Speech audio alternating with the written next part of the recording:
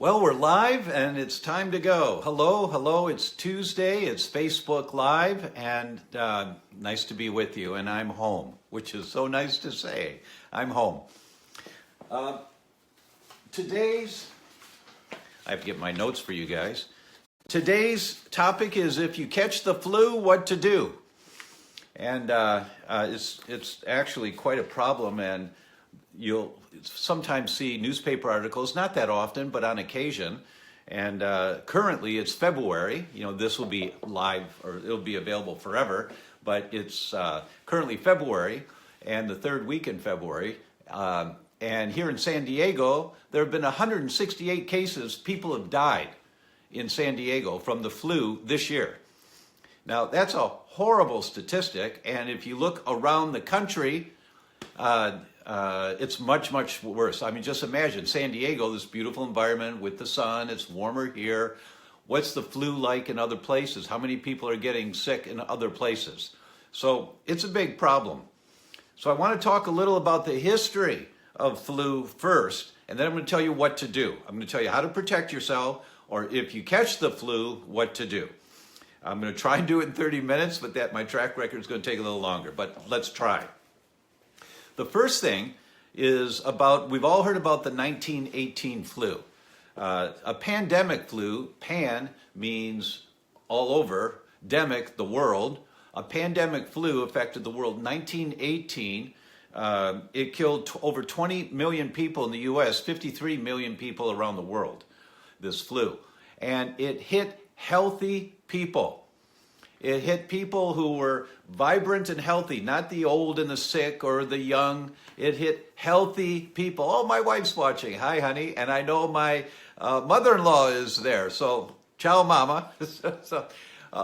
It hit healthy people. You went to work in the morning, healthy. You didn't come home. And you were dead by nighttime. It's startling when you read about this. And the whole world was in a panic. They didn't know what to do about this. I'm going to explain to you why that happened. About 6 years ago, they found 4 people buried at an army base in the Arctic tundra. And so they were frozen. Their bodies never decayed. And they knew they had died in the 1918 pandemic flu. So they said, well, let's dig them up and figure out what happened to those people. And some newspaper articles said, no, don't dig them up. No, don't expose that flu back again. But they did, took a lot of precautions, and they dug it up. And I have to look over here. I just remembered I have to look over here. Thank you. Thank you for letting me know. Ciao, Monica Buffalini. Nice to see you. Nice to see you. So they dug these people up. What did they find?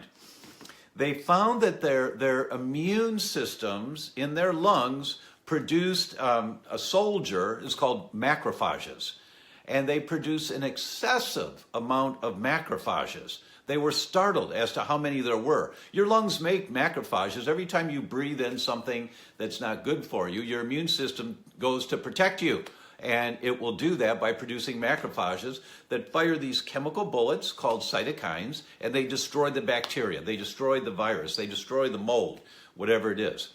These people that died in the 1918 flu, they had incredibly high numbers of macrophages.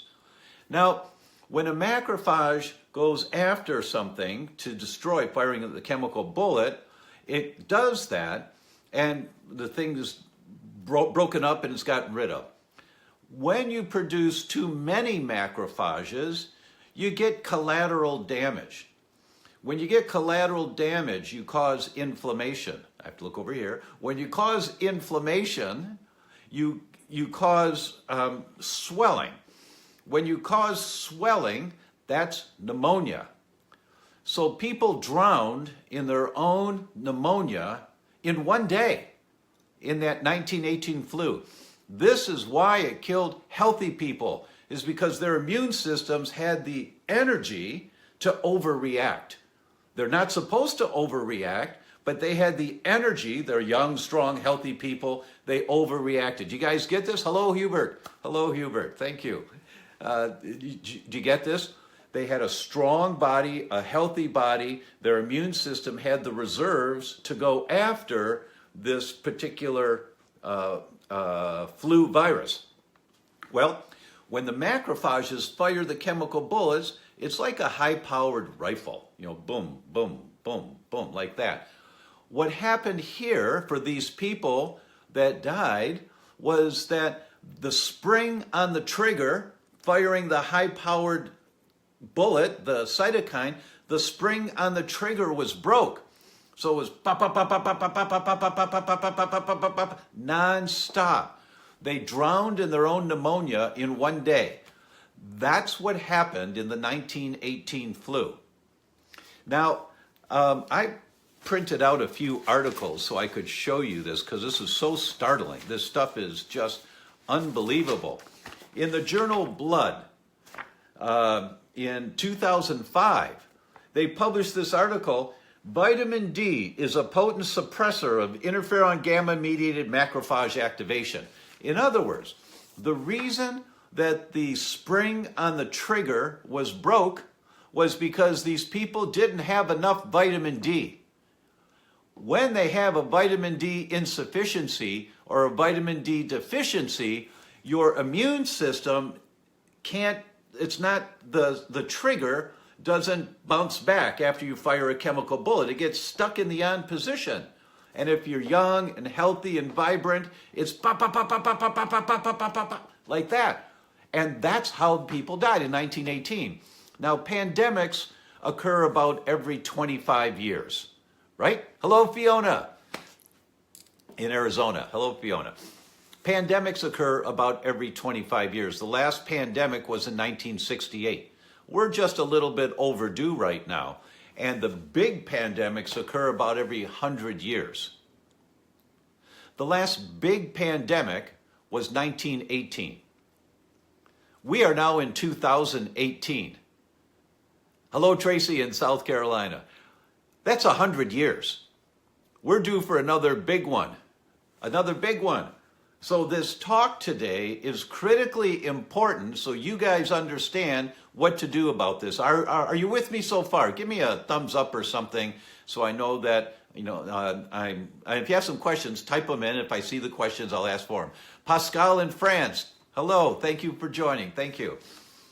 That's how people died. Oh, thank you. Here they come. Boom, boom, boom. The thumbs up. Thank you so much. That's how people died in the 1918 flu. That's how people die in the flu. They die of pneumonia. Why do they die of pneumonia? Well, the first thing on the list, hey, Reed, thanks, man. The first thing on the list to prevent developing pneumonia from contracting the flu is to make sure your vitamin D levels are adequate. Thank you, Sky, for saying you got it. Thanks, man. Appreciate that. Thank you, Alice, for saying thumbs up. You got the idea. This article in Blood called 125-dihydroxyvitamin D3 is a potent suppressor of interferon gamma-mediated macrophage activation. Yeah, it's a bunch of geek words, but what it means is vitamin D gives you the trigger back so that you can fire a chemical bullet and fire a chemical bullet, not be doing submachine gun stuff when you don't want submachine gun stuff. That's why you need adequate levels of vitamin D, and I'll talk more about that in a couple of minutes. But that's that article. So that's the first thing I wanted to tell you was about why this happened. Hello, Denise in Idaho. You're welcome, Denise. Thank you so much. Thanks for your kind words. The next thing I want to tell you about this, hang on a minute, I've got my computer here so I get my notes in order. How do you prepare? How do you prepare in case you're going to get the flu or your family's going to get the flu? How do you prepare and what do you do if you get it? So there's three things that I thought of to tell you about, three categories. The first one is strengthen your immune system. An ounce of prevention is worth a pound of cure, right? So I'm going to talk to you a little bit. Hello, Brandon in Texas. I'm going to talk to you a little bit about how to strengthen your immune system. Next, be prepared to respond immediately to the first signs of an exposure, meaning you have to stock your medicine cabinet with the right stuff ahead of time. You don't wait until you've got the flu and you're sick as a dog and then say, well, what am I going to do, right? You stock your cabinet ahead of time. It's one of the few times that I feel good about using the term medicine cabinet. What a terrible term that is. We've all grown up with a medicine cabinet thinking we're supposed to have medicines in our life. Well, this is a way of using the medicine cabinet in a healthy way. Hello, Jackie in Iowa, and Karen in Ontario, and thank you so much. So this is a healthy way of using a medicine cabinet. You stock it so that you've got the right stuff when you need it. I'm going to tell you what that is. Third, cleanse your environment to reduce the exposure to these bugs, to the viruses and the bugs that are causing the lung congestion and the pneumonias. All right, first, building the immune system. What's the first thing you do in building an immune system? Well, as you've all heard me say so many, many times, every degenerative disease is a disease of inflammation. At the cellular level, the cell's always on fire, always. Flu's the same thing. You've got excessive inflammation in your body. So, Pascal, you're correct. Probiotics are good. I'll talk about those in a minute. So the first and most important thing is clean up your diet. The most potent contributor to the inflammation, to the fire that you get, is what's on the end of your fork. So right now, especially in this season, or if you've got some flu and cold around you in the family or around you at work, you clean up your diet. So the way you'd like to live your life, but now you do it this way, at least for a short period of time. Thank you, Leslie. You're very welcome. Diane in Australia. Hello, Diane. So you clean up your diet. Next, and so do the common sense things that you've heard me say this before, and if you've read my book, an opportunity here. If you've read my book, The Autoimmune, shameless plug, you know how to clean up your diet, but everyone should read this book. I'm proud to say it's a National Book Award, so I'm really happy with that. Can you get the flu or pneumonia without running a fever? Yes, you can. So clean up your diet, do the common sense things you do, stop eating wheat, stop eating dairy, and especially when you're sick, you have to stop eating the mucus-forming foods. What are the mucus-forming foods? Well, the first one is dairy, cheese, milk, not butter, but cheese and milk and yogurt and ice cream. You got to stop all that because you're producing mucus. And the more mucus you've got, when you've got mucus, all of that, you're a human petri dish. And bacteria and viruses love petri dishes. That's where they thrive. You want to get sick? Have a bunch of congestion in your head, right? Right. So get the dairy out. Of course, gluten, sugar, dairy. And then during this short period of time, bananas, white potatoes. Why? Because they cause mucus. Bananas are really good for you, but they cause mucus. So right now, when you're fighting a cold, fighting a flu, wanting to protect yourself, get those mucus-forming foods out of there. Roxanne writes about fruits and berries and melons. Absolutely right, Roxanne. You're right on the money with that. And your cabinet is filled with essential oils. Way to go. So you're training yourself how to do this. Way to go. Next, the next thing in terms of some nutrition to take and to have available, especially when you need it, what's the most potent nutrition to enhance your immune system? The very most potent thing, if there's only one thing you could do, what does Mother Nature say is the most important thing to do? Colostrum. Colostrum is the first 3 days of mother's breast milk, right? It's not milk, it's colostrum. And what colostrum does, it turns on more genes to strengthen the immune system, heal intestinal permeability, rebuild your cells that have been damaged, calm down the inflammatory cascade. Nothing is more powerful than colostrum. So GS Immunorestore that colostrum is like none other. Some of you have heard me talk about it before. I'll do 30 seconds on it. My friend Andrew Keach, Dr. Andrew Keach, produces this. And Andrew was a dairy farmer in New Zealand, born and raised, and he learned really young in life, you don't give those calves colostrum, they die. You can't give them milk, they die, right? He then learned that humans, when they're sick, if they take colostrum, they get better. So he decided that, Michelle says, my Italian grandmother would say garlic is the number one thing. Well, Every civilization that has a written history writes about garlic. It's the only one. It's the only product in the world that I know of. Every civilization, when they talk about an herb, they talk about garlic. So Andrew decided that he was going to devote his life to making the best colostrum in the world. So he got a PhD in mechanical engineering at Harvard. Kimberly, we'll put the link up here for GS Immunorestore. And I said to him, Andrew, PhD in mechanical PhD at Harvard. Way to go, man. High five, high five. But mechanical engineering, what? And he said, well, Tom, I knew that I was going to make the best colostrum in the world and no one is doing it. And so I was going to have to learn how to build the equipment to do it. And I thought, the guy spent 8 years of his life to learn how to do this. 8 years of his life.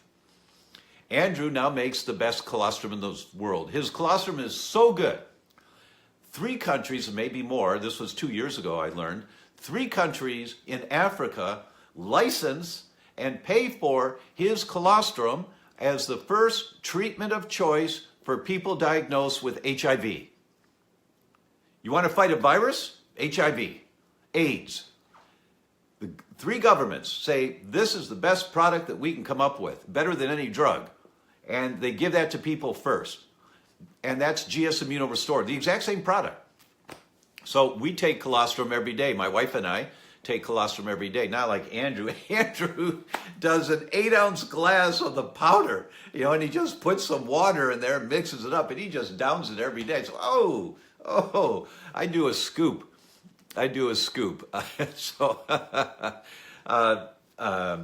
So someone's asking, what about kefir? Well, kefir's dairy, though. Kefir is good for the fermented bacteria that's in there. The bacteria is in there because of the fermentation, but it's dairy. So you do coconut kefir, you make it at home, great, really great for you. But the number one product that I think across the board is colostrum. And some people say, well, what about if I have a dairy sensitivity? And the answer to that is, Mrs. Patient, we've just discovered that dairy is a problem for you recently. Get all the dairy out of your diet. Get it all out of there. But take the colostrum for 2 months. Our goal is to turn on the genes to heal and repair. So take it for a couple of months. As long as you don't have any symptoms, you don't get any gut problems or any pains or all that. If you don't notice a difference, take the colostrum for a couple of months and then get off of it and just stay away from it. That's fine. Brian Miller in Livonia. Brian, I was in Livonia a few weeks ago. Very cool. Hello, Brian. So that's GS Immunorestore. Next, make sure, and everyone needs to check this, go to your doctor, get your vitamin D level tested. Get your vitamin D, D as in David, get your vitamin D level tested. There's nothing more important, as I mentioned a moment ago about the spring on the trigger in your lungs and macrophages, vitamin D. Critically important that you know what your vitamin D level is. And you don't want your vitamin D level to be okay.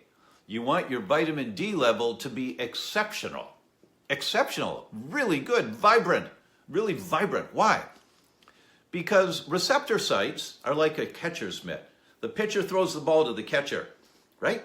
Receptor sites sit on the outside of the cell, and all hormones get into the cell through receptor sites. So if there is no receptor site for testosterone on your eyeball cells, testosterone has no effect on the eyeballs. I'm just making up a cell for you, but that's accurate. But if there is no receptor sites for estrogen on your muscles, the muscles of your toe, then estrogen has no effect on the muscles of your toe. There has to be a receptor site on the cell for the hormone to have an effect on that cell. There are only 2 substances for which there are receptor sites on every cell of your body. Every cell. And what are those 2 substances? Thyroid hormone, because thyroid is the thermostat that controls the temperature of every cell of your body. That's called your metabolism. So thyroid hormone, the receptor sites are on every cell of your body, and vitamin D. Nothing else is on every cell of your body. Nothing else. Vitamin D and thyroid. So you want to make sure your vitamin D levels are exceptionally good. Exceptionally good. And what's exceptionally good? Most of the studies say to be between 50 and 75 NGs, nanograms per milliliter. 50 to 75. If you're in the US, it's nanograms per milliliter. If you're outside the US, they have a different measuring system, so you get it tested, and then just go on Google and say, convert whatever your measuring system is to nanograms over milliliters, right? So it's 50 to 75 nanograms over milliliters. That's where you want your vitamin D to be. Some docs say, well, I like it about 100. Lifeguards, their vitamin D levels often 125 or so. There's no evidence of any problem with that, but usually between 50 and 75 is good. So that's the goal. That's where you want to be. Now, how much vitamin D do you take if your vitamin D levels are not adequate? There are a number of different opinions on that. Some docs say, well, I give this or I give that. Well, I found some science behind it, and this made a lot of sense to me, and it's pretty consistent with what I have been recommending for years. So I feel kind of validated by it, which is nice when that happens. And it's, of course, by body weight. All of our nutrition, all of our drugs should be done by body weight. You don't give the same dosage to a 96-pound young woman that you give to a 210-pound man, right? That makes sense, doesn't it? So you dose it. You dose it by body weight. And the formula is, where is it? Just a minute, let me see here. 35 IUs, vitamin D is measured in IUs, 35 IUs per pound body weight. So, if you're at 50 pounds, your child weighs 50 pounds, that's 1,750 IUs per day. If you weigh 100 pounds, that's 3,500 IUs per day. If you weigh 150 pounds, that's 5,250 IUs per day. If you weigh 200 pounds, that's 7,000 IUs per day. I usually take between 10,000 and 15,000 IUs a day. So you dose it by body weight. And what product to use? GS Vitamin D3 plus K. That's the product that I recommend. Why?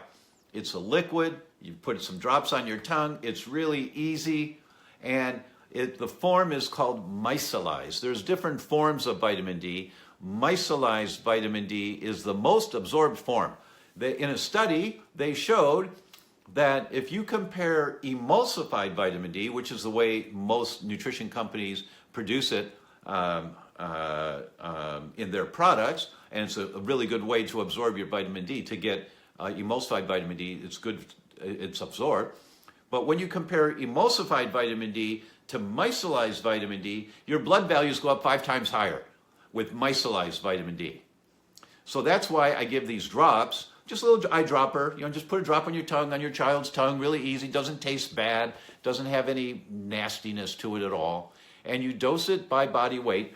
And so, if your child, if they're 50 pounds, you're gonna give them 1,750. Well, the droppers are 1,000, I think, or 1,200 per drop. Then you give them 2 drops, so you're over a little bit. It's fine, very safe, no problem at all.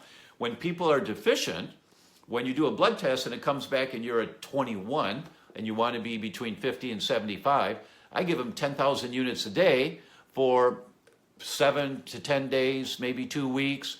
And then I wait a week and then I test their blood values again to see, all right, do we have it up there where we want it? And then if we do, then you dose them at the levels I've just given you. And then you do that for about a month or so. It doesn't matter the time frame, about 2 weeks to a month. Then you stop for a couple of days, and then you check the blood again. So you have to check it. And once you find out, okay, if I do this dose, it gets me up to where I want to be, that's the dose you do. And it's a little bit of a nuisance to do this. Everyone else is shotgunning the amount that they take. And yeah, each drop is 1,200 milliliters of vitamin D. So, if you're wanting to get for a 50-pound child 1,750, 1,750, give them 2 drops. That's fine. It's fine. It's 2,400. It's okay. Very safe for them. But that's kind of the ballpark. You don't want to do a whole bunch of it, shotgunning it in. Jennifer says her level of vitamin D is at 125, and she was taking about 6. I can't see the rest of her message, but 125. So the vitamin D, it's 1,200 milliliters per dropper full. You know, so you do a squirt in there, it's 1,200. So if you're, thanks, Marzi, for letting me know that. If your child, you want to give them 1,750, so you give them a full dropper and then maybe half of another dropper. You can eyeball it. You don't have to be exact, right on the money. It's okay, very safe. Very safe. And Karen, mycelized is Mycellized. Mycelized. I loved being in spelling bees when I was a kid. So thanks, Karen, for letting me be in a spelling bee. All right, so that's the first thing is stop throwing gasoline on the fire. The second thing is GS Immuno Restore. The third thing is vitamin D. Get your levels up where they need to be. The fourth thing, and this is my secret weapon. Both my wife and I, you know, I'm 66, my wife is 37, and I'm able to keep up with her most of the time, not all the time, but most of the time. And we both take adaptogenic herbs. Adaptogenic herbs are not stimulatory. They help your body adapt to what's going on. If you have some stress in your nerve hormones, your neurotransmitters, it's been a stressful day, the adaptogens help to calm down and balance your neurotransmitters. If you've been working out really hard and your muscles are really sore, the adaptogens help your muscles to calm down and flush out the toxins. Thanks, Chris. Yeah, it's a great Scrabble word, mycelized, you're right. If you're just fatigued overall, the adaptogens help your mitochondria to produce more energy. So we take these adaptogens, and they're on our website. It's called sunhorseenergy.com. Now, for full disclosure, I'm a part of Sunhorse Energy. For the last 4 years, you know, we launched this company about 4.5 years ago, and it's really a fabulous, fabulous thing. You'll see on our website more information about it. But I take them every day. It's my secret weapon. It's how I can do all that I do. Without these adaptogenic herbs, I would be unable.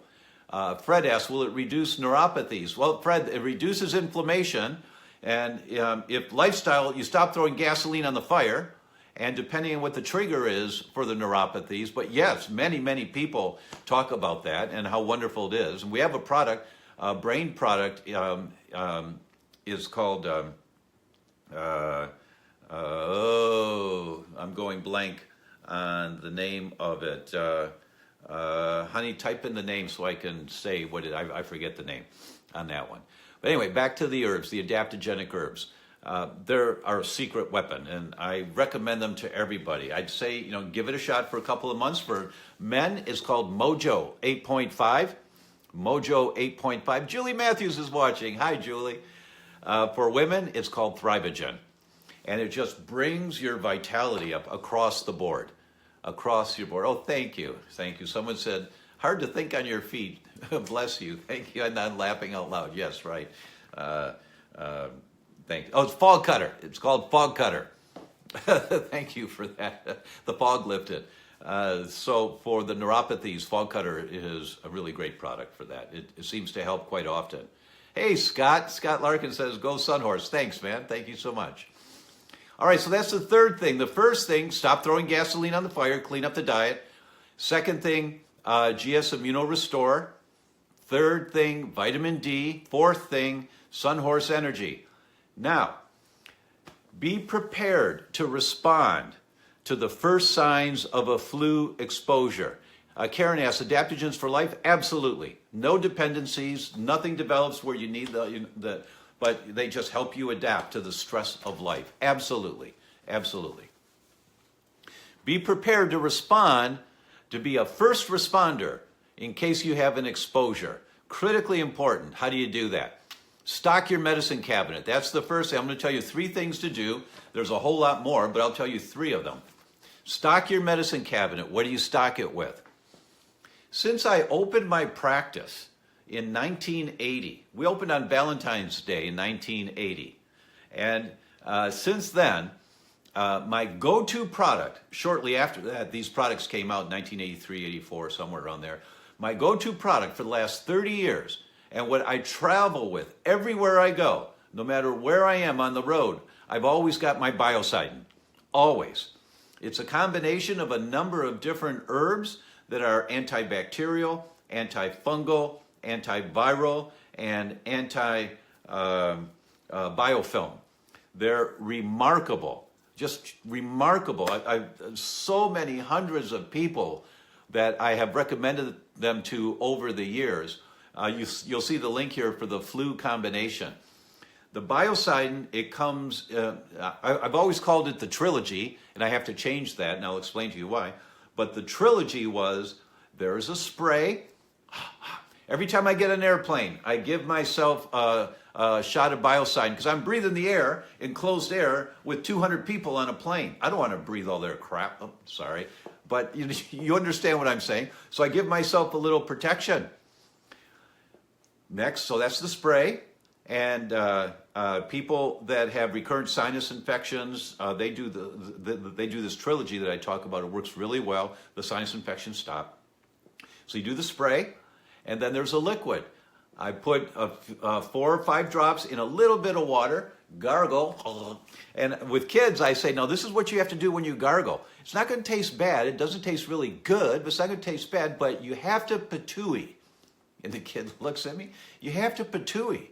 That means when you gargle, you go, patooey, and you spit it out. And the kid smiles and says, Mom, it's okay if he patooies. And so Mom says, okay. And so the kid gets to patooey. So you gargle, we learn how to stop the phone from ringing, but not turn the phone off. So you gargle, you spray, you gargle with the liquid, patooey, and then there are capsules. And you take the capsules. With the spray, you're dealing with the head and neck area. With the gargling, you're dealing with the oral cavity again, and then the throat and the upper stomach. And the capsules, you're dealing with the intestine. So that's been the trilogy that I've used for over 30 years, and it works really well. You'll see Biocidin on our website. Here's the link. I can see that it's been posted there for you. But now there's a 4th kid on the block in the Biocidin family. And I just got this yesterday. And it's called DentalCidin. Toothpaste. DentalCidin with the Biocidin products in them. And when you hear me, I'll do a Facebook Live in the future about the oral cavity and the microbiome of the oral cavity. It's going to drop your jaw when you hear the studies and the effects that it has. If everybody knows, go to the dentist, many times they want to give you antibiotics before they do their work on you. Why is that? Well, it's because when they start working on your teeth and you spit a little pink water out because you got a little blood because they've been working on the gums and opening them up a little bit, the bacteria in your mouth, it goes through, this is, intestinal permeability, leaky gut, this is leaky mouth. And so when dentists cause leaky mouth, the bacteria in your mouth gets into the bloodstream and it can cause heart problems. They can be really severe. So they want to give you antibiotics. So the toothpaste is number 4 in the Biocidin family. Now this stuff ain't cheap. I don't. It's like I think it's $40 or something like that for this toothpaste. This is medicine. You don't use this every day. You can, but it's kind of expensive. I use it every day because my mouth is worth it, and perhaps you'll think yours is also. But when you or your children are fighting something, or your kid's been exposed to something, you pull out the DentalCidin toothpaste. This is medicine. This is the kind of medicine you want that prevents viral infections, bacterial infections, fungal infections, biofilm accumulation. So it's called DentalCidin, and you'll see the link here on our site for it. So that's the first thing in preparing.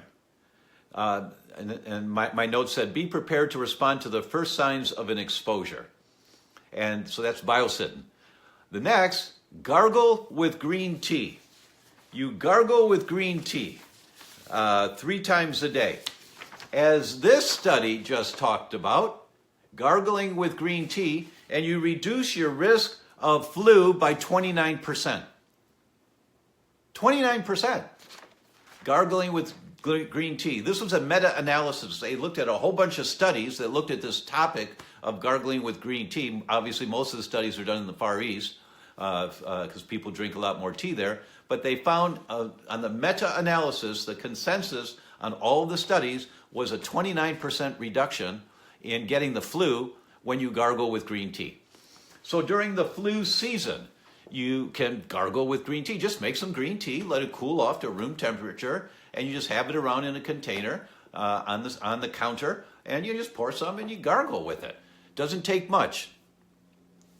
Next, greenmedinfo.com is my friend Sire G.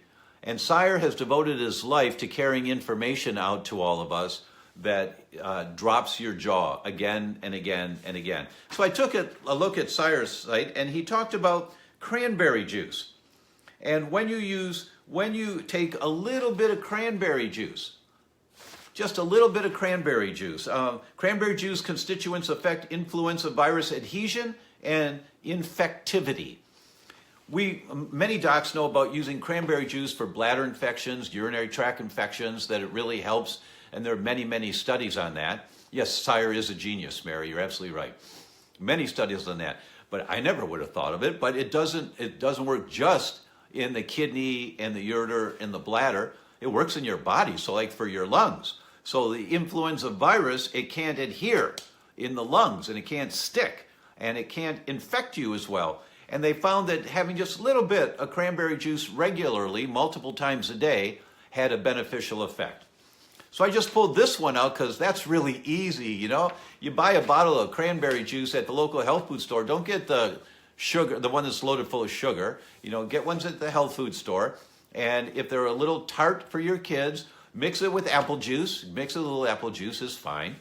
But Sire has, what was it?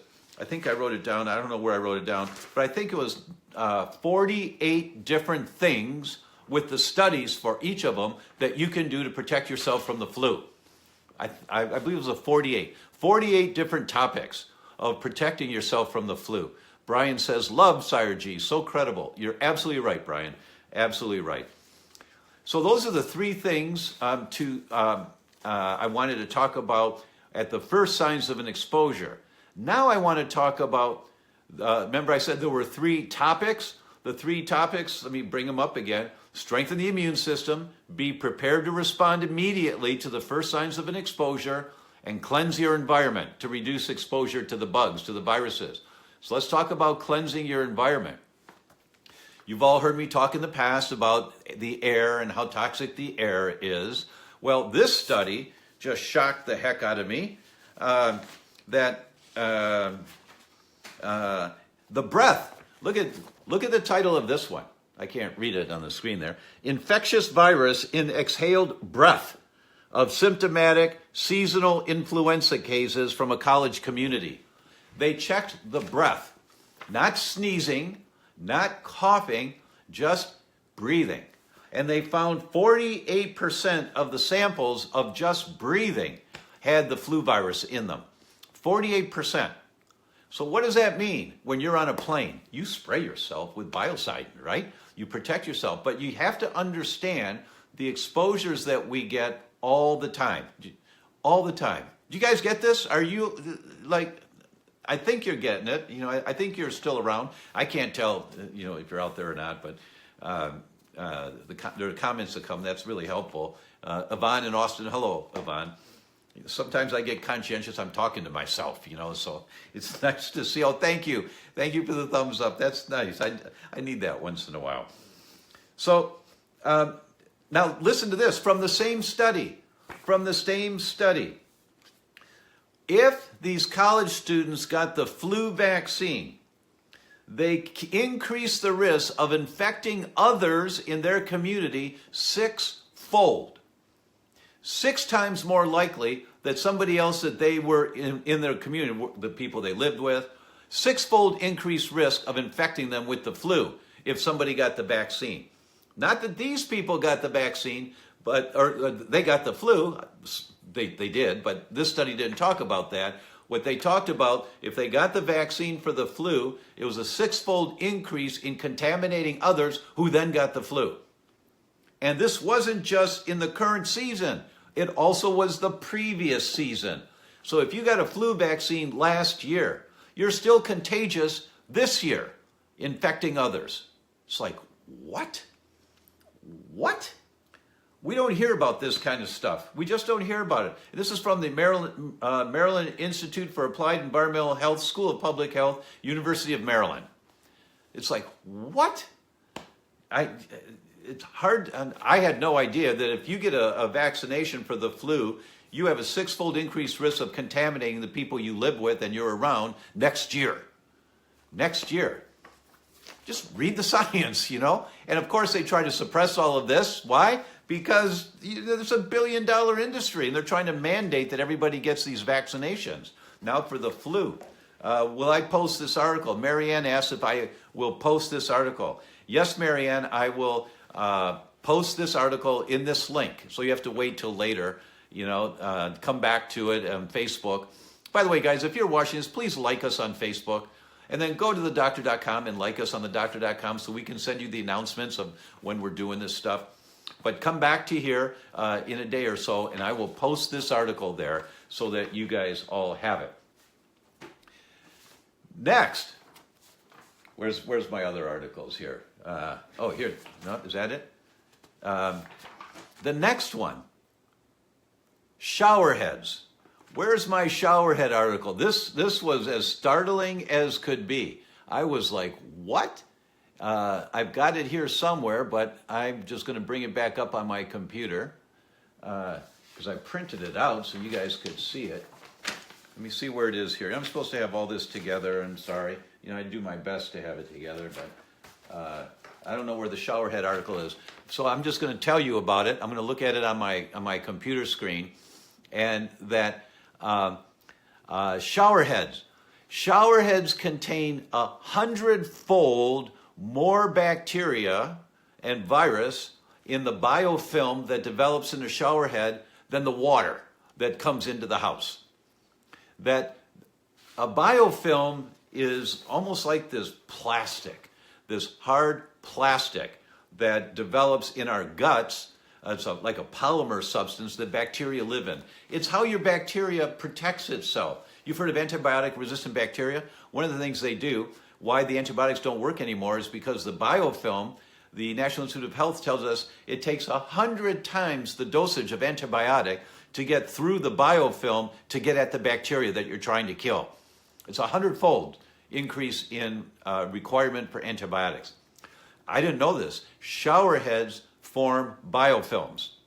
And when showerheads form biofilms, it's 100-fold more concentration of the bacteria that comes out the water on the other side in the shower than the water that came into the house. How much bacteria and virus was in that water? 100-fold. The title of this article is Opportunistic Pathogens Enriched in Showerhead Biofilms. It's like, what? Now, what I thought was, well, okay, you know, I'll just take the shower head off every once in a while. And, oh gosh, I even printed a picture of this. It was jaw-dropping. I guess it's in the other room, so I can't get it. I can't leave you sitting here. I'll show you. It just drops your jaw when you see these pictures of the biofilm. But I lost my train of thought there because I get so excited by it. I love the pictures. I love seeing pictures. So I'll post this one also for you folks so that you can see it. Oh, now I know what I was going to tell you. I thought, well, I'll take the shower head off and I'll clean it with chlorine, you know, with bleach. I'll just kill it all and then put the shower head back up there. Well, what they found was that you had a tenfold sequence of 20% shower head stops. 42% of the shower heads they checked had this had biofilm with bacteria, concentrated bacteria coming out in the shower. 42% of the shower heads that they checked had this. And if I clean my shower head with chlorine bleach, there was a tenfold increase in mycobacteria because mycobacteria resists bleach. Mycobacteria is the bacteria that causes pneumonia, one of the bacteria that causes pneumonia. So you can't clean the shower head with bleach because you increase the amount of mycobacteria, biofilm, and the amount of bacteria that lives in there. So if you've got a shower head that's been around for 10 years, 15 years, I'd suggest just go out and buy a new one. At this point, Elizabeth asked, what about hydrogen peroxide? I don't know. I think that might work, but I just don't know. Maybe Sire G has something on his site. I don't know. What if you have shower filters? I use chlorine shower filters. Everybody should use chlorine shower filters. And Charity asked, what about tea tree oil? Good thought, might work. I just don't know the science on that, guys. So I can't say either way. I don't know. But just something to be aware of are showers. You know, sometimes I'm in a hotel. I live in too many hotels. But when I get in the shower, I turn the shower on, and now I know what I'm saying. Oh, I smell something. What is that? Oh, no, it's gone now. It's loads and loads of bacteria in the water. So I think, you know, what I do now is I turn that shower on, let it run for a minute or so, get nice and warm before I get in there. And I don't know that that's helpful, but that's at least my way of trying to do something about it. Okay, that's the shower head thing. Let me see here what my notes say about others. Just a minute. Let me get to my notes. Oh, that's pretty much it for my notes. Someone wrote, Lawrence wrote, ProPure makes a phenomenal shower filter. Thank you for that, ProPure.